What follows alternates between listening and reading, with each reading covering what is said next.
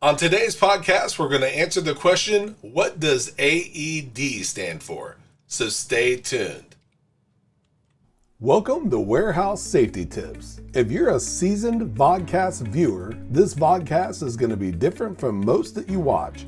It's based around exactly what the name implies, warehouse safety tips. And since the people in this industry are busy, we know that time is money, so each episode will be as short and to the point as possible. And now, with all that out of the way, let's get to the vodcast. Of all the different things that you could experience in your facility, finding somebody who is experiencing a cardiac arrest is probably going to be few and far apart.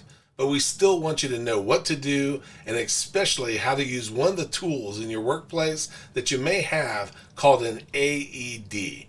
An AED is an Automated External Defibrillator. And what it's going to allow you to do is essentially provide a shock to someone's heart that is experiencing that cardiac arrest.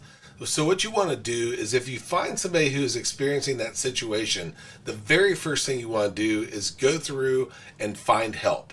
The second thing is you want to start CPR while you're getting the AED.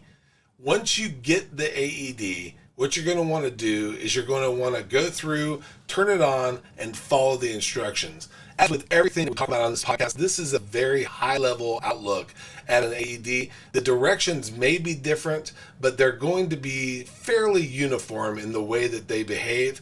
So what you want to do is essentially, after following the directions, it's going to tell you if the person needs to have a shock once you apply what are called AED pads. These pads are going to go essentially at the right, just under the collarbone, and at the left, just under the armpit. What you're going to do then is you're going to verbally say, "Everyone stand clear." When you do that, the system will then go through and determine whether or not that person needs to have a shock. If they do, then you will allow the system to provide the shock by pressing the button and then waiting for instructions to come further.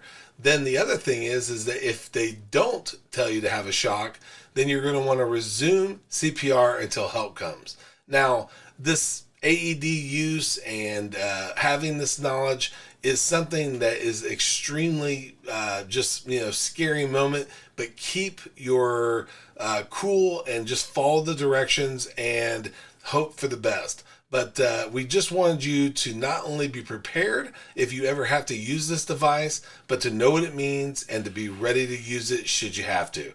So now we want to thank you for watching Warehouse Safety Tips, and here's a word from one of our sponsors.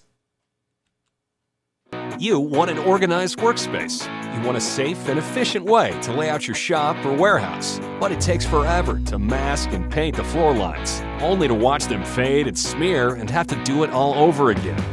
The solution? Mighty Line Tape.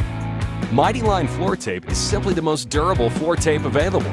It's 7 times thicker than most other floor tapes. It's beveled on the edges so it can handle an army of forklifts. And it comes up anytime with no scraping and no residue. Why mess with the mess and the fumes of floor paint when Mighty Line has the rolls, shapes, colors, and signs that fall right in line with 5S standards?